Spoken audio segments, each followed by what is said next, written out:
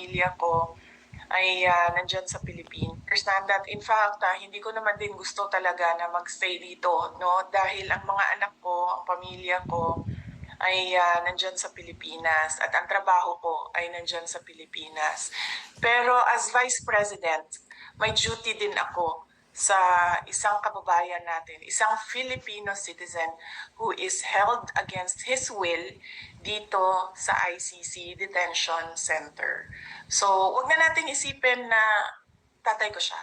Isipin na lang natin na Vice President ako at gumagawa ako ng paraan kung paano maibalik natin ang isang Filipino citizen sa ating bayan. At hindi ko nakakalimutan ang aking trabaho diyan sa Office of the Vice President. Araw-araw kami nag-uusap ng aking mga kasamahan.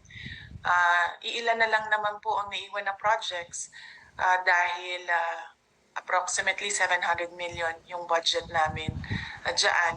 At yung projects namin, karamihan ay magdidepende sa end of school year ng mga kabataan dahil nakatutok kami sa advokasya namin sa edukasyon. So ang preparations namin ay before magbukas ang bagong school year sa mga GIDA areas ng mga public schools natin. So, yes, multitasking ako. Nandito ako as Vice President, ginagawa ng paraan paano maibalik ang ating dating Pangulo sa ating bayan.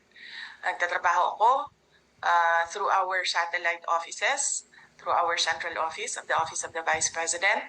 Tuloy-tuloy ang serbisyo namin para sa bayan. At yes, wala po akong balak na tumira dito sa Netherlands. Hindi ko po gusto tumagal dito.